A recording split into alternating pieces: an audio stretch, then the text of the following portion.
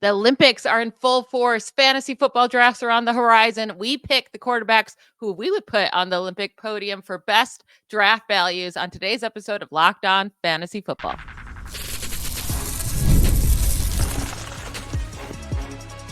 You are Locked On Fantasy, your daily NFL fantasy podcast.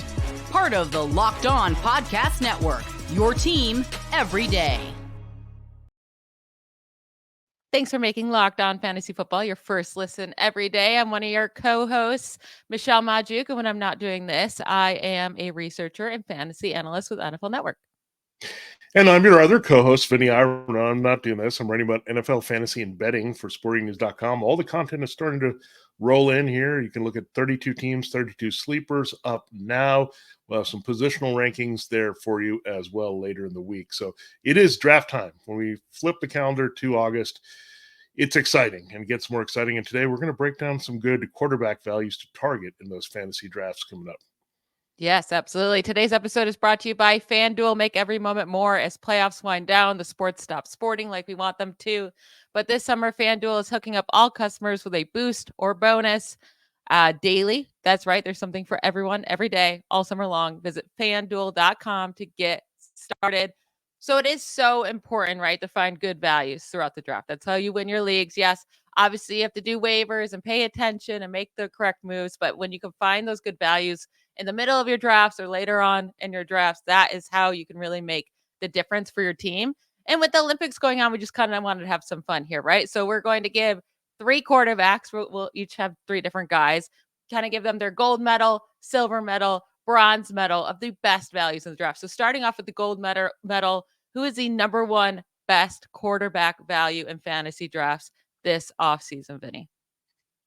Well, I'm excited to reveal them also because our 2 quarterbacks have a kind of interesting connection. We'll get into that once Michelle gives her pick, but my pick is easy. It's Jayden Daniels. I know there's a lot of buzz around Anthony Richardson from last year, similar type talent, big arm, can run a lot. And then we have this year in the same draft class, number 1 overall, Caleb Williams.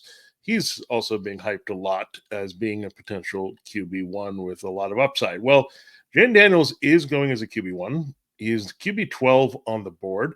He's gone up a little bit. People have kind of settled in with him in the top 12, but still in drafts, he's going a little later, 7th, 8th round. So he's going a little lower than his expert ranking would suggest. And look, this is a good place to target quarterbacks this year. It's right at the bottom, 12 to 15.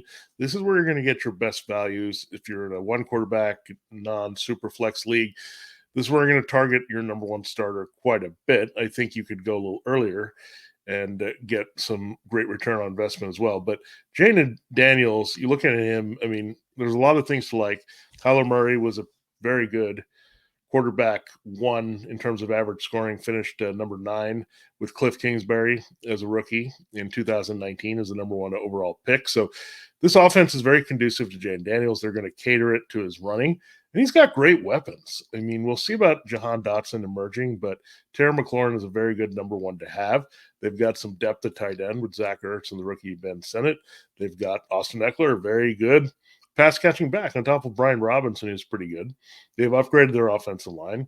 And we know Daniels can take off and run in this offense. So everything kind of lines up with Daniels' skill set to be with the Cliff Kingsbury offense. And we know it was instant results there with Murray.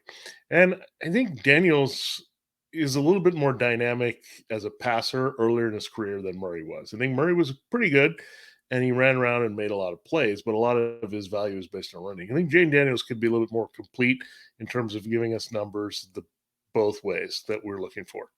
So look at it. Running quarterback, we know that's a cheat code. But I know you're thinking similarly with your pick and related a little bit to what Jayden Daniels can do. Yeah, I knew you'd want Jayden Daniels to be the gold medal winner here. So I totally agree with you. I mean, he's one of the best values in drafts. Obviously, it's risky, right? As a rookie, it's always going to be risky. Playing on the Commanders, too, it's like we haven't had a lot of faith in them. But with his rushing ability, it just feels like it's a pretty easy smash pick that late in drafts. Now, my guy's Kyler Murray, and I feel better about taking him, right? But he is going a little bit earlier than Jayden Daniels. He's going late 6th round, early 7th round. So if I miss out on Kyler Murray, then I'd go to Jayden Daniels. But I mean, Murray's just going so late because I guess people are still scared from the ACL tear. But last year, he was coming back in the middle of the season. His only weapon was tight end Trey McBride. I mean, he did not have good weapons out there at all. And you just weren't expecting much in a brand new system. But going back to when he was healthy in 2022, prior to him getting injured, he was well on his way to being a top 5 fantasy quarterback just 2 seasons ago, averaging over 20 points per game prior to tearing his ACL. In 2021, he was quarterback 4 in points per game. In 2020, he was quarterback 5. And now he's going as quarterback 8. You can get him at such a nice deal because people are scared off this. And then they add Marvin Harrison Jr. That is so huge. I think instantly he's going to make a huge impact. Michael Wilson, who had a somewhat solid rookie season coming into a second season. You have Trey McBride, who broke out last year. Now, hopefully, can be good the whole year. They added a good deep threat in Zay Jones. And also the Cardinals should have an absolutely terrible defense still. They did do a lot of things to fix up their offense, and we're excited for that. But the defense, I mean, it's on paper, it still looks like it's going to be one of the worst. So that means this offense is going to have to be putting up a lot of points. A lot of points is going to be good. And Kyler Murray should start running a lot more too, because again, there's no reason for him not to be fully healed at this point, this far removed from the injury. I'm all in. There's no reason that CJ Stroud is going 45th overall, while Kyler Murray is going 30 picks after that. That doesn't make any sense to me. Yeah, I think he's the value that you're looking for in relation to CJ Stroud and Anthony Richardson. If you're going early for a quarterback, he's the value there. Now, I look at my choice, Jayden Daniels. He's maybe the guy that you're looking at instead of Caleb Williams. Maybe if you don't want to jump into Dak Prescott or Jordan Love and you don't want to go in that direction, you can get a pretty good value behind them. So the funny thing is both these guys could probably win the 100-meter dash of quarterbacks in the NFL. They're both really fast. And we know that's a really special attribute that, again, is going to always pad your fantasy stats. It's going to happen. And you don't need a lot. You can really make up for a lot of it. And Murray, I mean, I have one minor concern. Will he get too egotistical a little bit and say, I'm going to be a pocket passer, or I'm going to not run and take off? But I don't think he has a choice. I think it's a little bit of the design of the offense where take off and run. It's part of your skill set. It's important. I mean, I look at Lamar Jackson. He's found a way to mesh those two parts of the game really well, where he can get the rushing yards, but also make the big plays when needed, put up the big fantasy numbers when we're looking at it. So it can be done. We see with Josh Allen every single year. And so Kyler Murray, use your legs. That's when you're a big-time fantasy asset, scoring right up there with Josh Allen a few years ago. So I'm excited for these two guys running around again. Cliff Kingsbury is the link between Murray's past and Daniel's future, and I think that's going to really be nice here for the production on both sides. So again, 2 undervalues there, a QB8 and a QB12 we're going to watch very carefully. Yeah, it's just nice when you can get those guys later on when, the Strouds and the Burrows and Prescott and even Love, going ahead of both of them, and they're not big runners, right? So they have to throw so many touchdowns for them to come through at their cost. Well, Murray and Daniels, you're not depending on the passing touchdowns. You're going to get so many points from the rushing alone that the passing touchdowns are just a cherry on top. And those are the guys I'd like to take later on to be my starting quarterback, and you can get them later in the draft. There are a couple other guys I really like their value of too. So if I miss out on Murray, maybe I'll go this route. We'll get into our silver medal winners at the quarterback position in our next segment.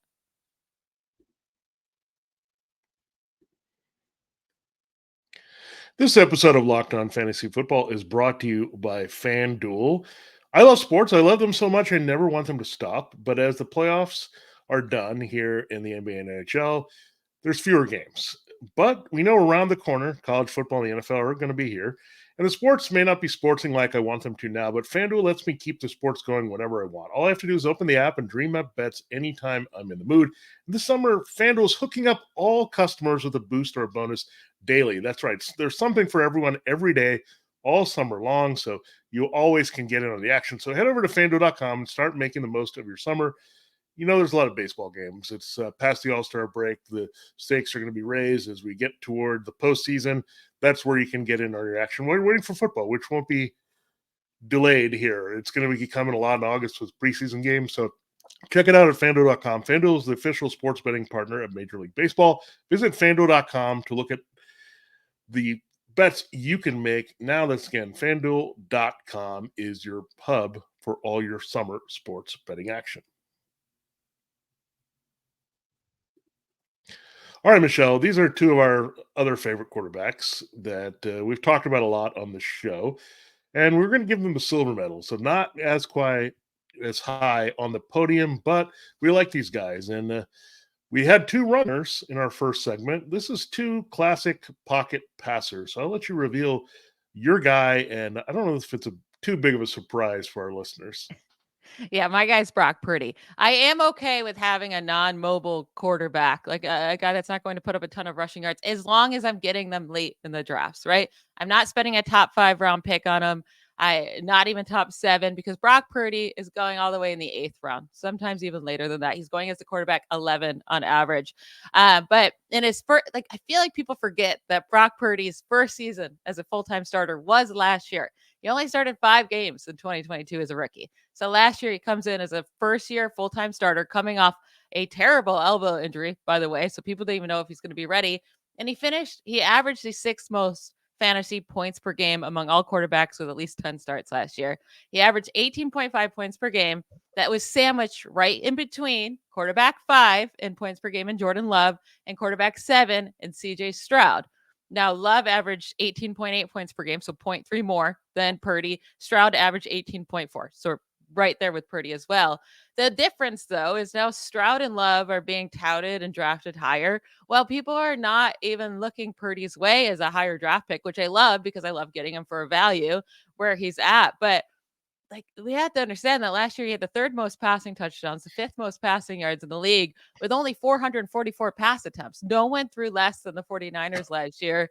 And the 49ers running backs had 19 rushing touchdowns. They stole 19 rushing touchdowns away from opportunities from Purdy. Like, I do expect them to pass, even like, no, they're not going to be one of the most pass happy offenses, but I do expect them to lean on Purdy a bit more this year. Maybe some of those rushing touchdowns come to Purdy, but already what he did last year with little volume was already great at his current cost. I don't know why he's going so low, but I think he's a fantastic value. Does he have top 3 upside? No, but I think he's going to have, I think he's going to finish around what he did last year again, which would be great value at quarterback 11 cost right now.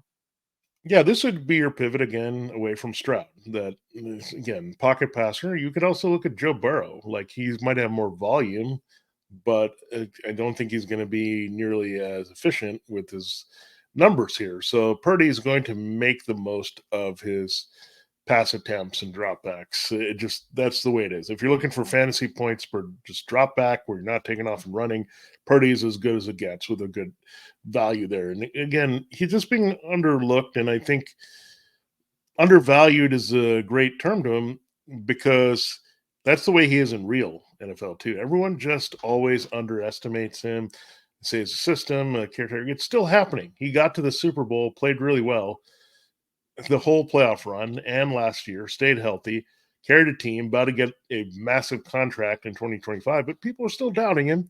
And I kind of like that, because that's going to motivate him to keep playing. And he kind of reminds me a little bit of a younger Tom Brady, in the fact that, again, people said, oh, how much is the system, the team winning? Is he just a caretaker? And then all of a sudden, boom, he blew up for a big statistical season. And everyone's like, okay, this is now Tom Brady's team. I think it's going to be Brock Purdy's team here pretty soon.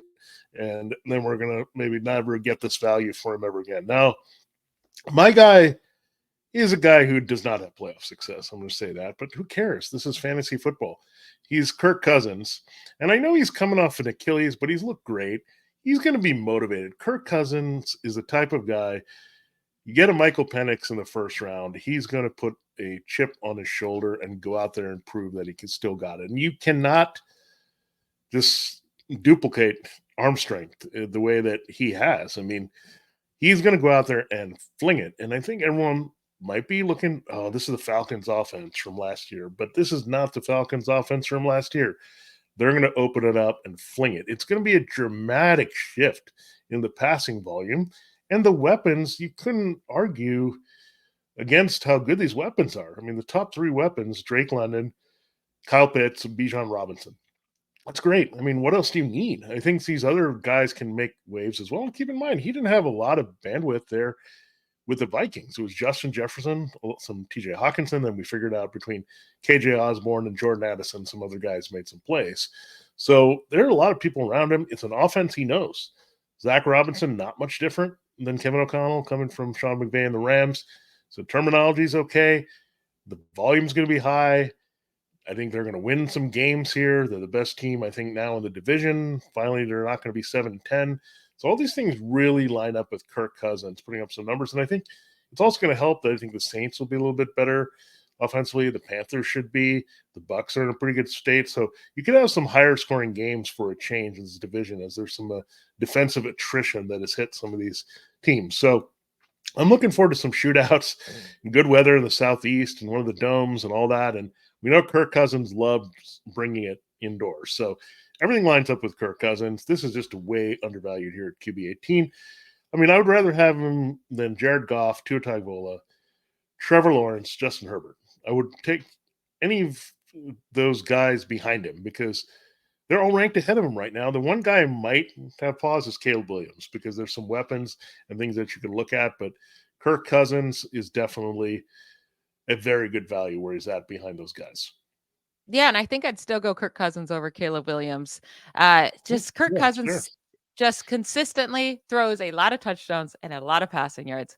And I get it. He's changing teams, but I just his weapons are good enough. They really are. And I think he's going to make a huge difference to this team. Like you mentioned, it's a completely different change of coaches as well. So it's not going to be what the Falcons were used to, where it's just the run game. Like they brought in Kirk Cousins. They're paying him for a reason. It's going to be a heavy pass offense. Hopefully he can make Drake London and Kyle Pitts, the superstars they're supposed to be.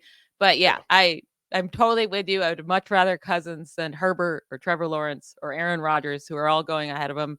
And it is close to Caleb Williams just because of the excitement of what he can be. Yeah. But knowing like Caleb's got good weapons too, so I think that's also fair to say. I mean, that's the one thing. The other guys, they're in offenses where the weapons are not as good, and I think Justin Herbert is the trap there. Everyone's joking that he's going to throw for 150 yards per game in the new offense, but it could happen. So Kirk Cousins, volume is king, right? I mean, I think that's where you have to look at with him. So it's interesting that you had Purdy and I went with Cousins, where Purdy gets it done with lesser volume. Cousins gets it done with volume, it seems like. Yeah, he's definitely needs that volume, right? And if for whatever reason they lean on the run, I mean, Bijan Robinson should get a lot of carries, but if they lean on the run as heavy as they did with Arthur Smith, then yeah, Kirk Cousins is going to be a huge disappointment. But I think they brought him in for a reason. He's going to pass a ton, hopefully to Bijan as well, right? I think that's a big reason we're still on big onto Bijan, but. No, I'm excited to see what Kirk Cousins can be in this offense. If I'm drafting Kirk Cousins, I'm not pumped about it, right? There is a limit. He has a skill in fantasy, but he is going to be much better than the quarterback 18. That is a great value for him. We're going to get into our bronze medal winners, the third best quarterback values and drafts. I mean, the names we're given are gross, but they are really good values. We'll get into it to finish off today's show. This episode of Locked On Fantasy Football is brought to you by the Game Time app. Buying tickets to your favorite event shouldn't be stressful. Game Time is the fast and easy way to buy tickets for all the sports, music, comedy, and theater near you. With killer deals on last-minute tickets and their best price guarantee, you can stop stressing over the tickets and start getting hyped for the fun you'll have. I've used this app so many times, and they've always had my back. It's the fastest-growing ticketing app in the country for a reason. You get images of your seat before you buy, so you know exactly what to expect when you arrive. The tickets are sent to your phone or your email in seconds, 2 taps and you're set. And tickets are sent directly to your phone. Like I said, you don't have to dig through your email, like try to search for them. It's super, super easy to use. Take the guesswork out of buying tickets with Game Time. Download the Game Time app, create an account, and use code LOCKEDONNFL for $20 off your first purchase. Again, that's code LOCKEDONNFL, LOCKEDON NFL for $20 off. Terms do apply. Download Game Time today. Last minute tickets, lowest price guaranteed. People are not going to be excited about my bronze medal winner. They don't like this guy. So I'm going to have you go first because yours at least, second year quarterback, maybe some come around him. Who are you giving as the third best quarterback value in drafts this year? Yes, it's the return of the quarterback whisperer. We doubted Geno Smith. We doubted Baker Mayfield. And now the latest pupil for Dave Canales is Bryce Young. And I know this is coach speak, and I know I live here in Charlotte, so there's going to be a lot of hype around this guy in year two in a new offense. And there's nowhere to go but up for Bryce Young. It was atrocious last year. It was just a disaster all around. Frank Reich and all that. It didn't work out. I mean, that's really hard for a rookie to have that much change right away. So Dave Canales knows what he's doing. I mean, they hired him for a reason. He can fix quarterbacks, and I think what he does well is he understands the quarterback skill set and like caters things around that. Last year, he realized, okay, Baker Mayfield throws a really nice deep ball. Let's get him and Mike Evans on the same page and go that way. The season before, Geno Smith needs to get the ball out of his hands quicker. He needs to take off and run when those opportunities present themselves. So what I like is Bryce Young can do all these things. He can take off and run. He's a good athlete, and he can put the ball downfield. But I think they also said, okay, we're going to get Deontay Johnson as number one. He's a good route runner. He can get open here for him all over the field. So I like that. You had a couple big bodies in the draft. Xavier Get and Jatavion Sanders there get some opportunities to stretch the field. Adam Thielen is still your reliable out there.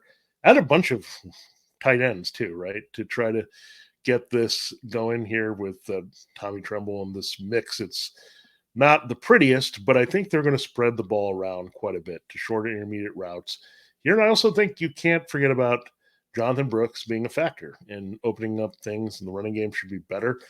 And he's a good pass catcher out of the backfield. So, look, a lot of this is on Bryce Young. He's the number one overall pick. He's got to start living up to expectations, but he also was not coached consistently the way he needed to be last year. So it was on the Panthers a little bit more. But now I'm really hearing great reports from Johnson's work here in camp. He's looking like a reliable guy that he can throw to. That's going to open up the rest of the field for the passing game. So Bryce Young, look, he was near the bottom. He was down at QB 30. He's still down there at QB 27.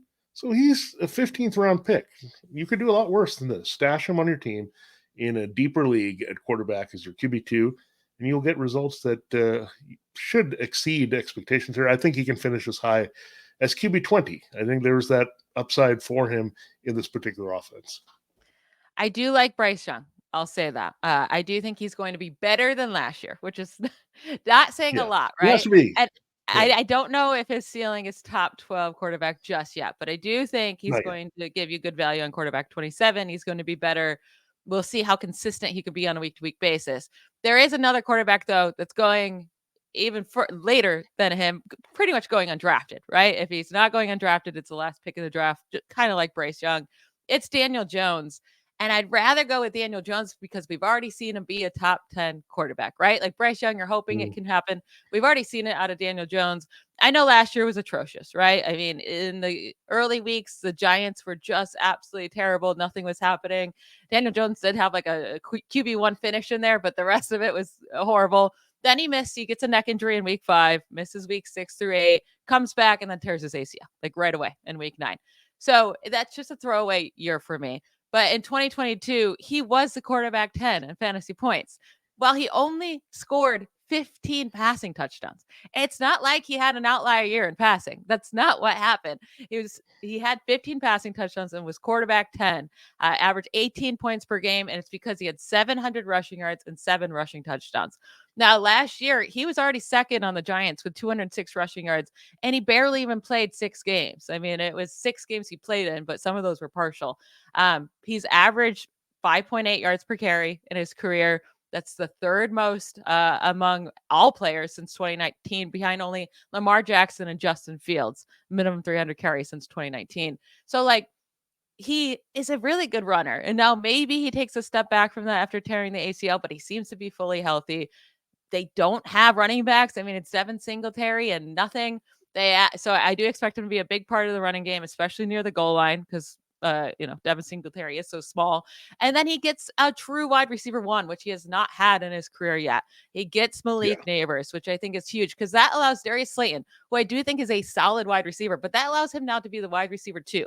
which should be his role. Like, he should not be a wide receiver 1 on a team. So you get to add a true guy in Malik Neighbors, a real playmaker, especially after the catch. He can make Daniel Jones look really good in yards because what he could do after the catch. Darius Slayton, who is a solid wide receiver too. And then they do have a bunch of other gadget wide receiver players that are good in their role, but now they can actually play in the role they're supposed to be playing to, like, accordingly, without having to like push them into too big of a workload. So I do like the pieces around him in the passing game. We know he's going to rush. He's going to get those rushing touchdowns as well.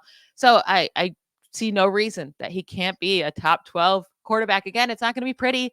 It's not going to be fun to watch him. It's not like he's not going to put up 30 passing touchdowns. No, but he's going to be a viable fantasy quarterback, and he's going undrafted, right? So especially in 2 quarterback leagues, I think he's a great quarterback to take just right at the end of your draft. And if you completely punt in the position, or you're taking a risk with Jayden Daniels or some other young guy, just take Daniel Jones with your last pick as well. He gives you, I think he's going to be pretty safe this year. Yeah, I think the reason why everyone's been so down on Daniel Jones is his own team doesn't seem to be totally all into him yet. His first round rookie QB or rookie wide receiver was already maybe not loving playing with Daniel Jones, which is not a great kind of vibe to feel out of camp. And then you also look at this situation where the Giants just haven't been good. And you're like, okay, do I want to attach myself to this offense? But I think the knee injury is something we want to watch, because let's hope he can run as well, because you're right. I mean, a lot of his value depends on the running, but there's some hope. I mean, I think you look at Theo Johnson now. The Darren Waller experiment was terrible last year, just didn't work. And now you have some maybe potential there at tight end that's developing.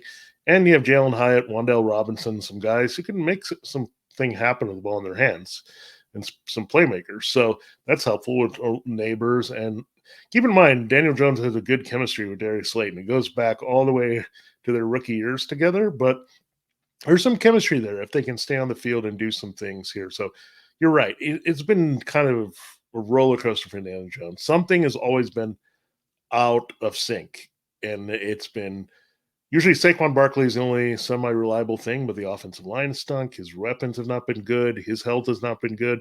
Now some of those things are alleviated, and the Barkley absence, as you mentioned, this is the sneaky part. If he can get some more rushing there and potential to pop in a few touchdowns with Singletary versus Barkley, where he's not going to get those stolen as much in those opportunities. So, yeah, I mean, you could do a lot worse. Again, you're taking these guys at the bottom of your draft. They're going to be values.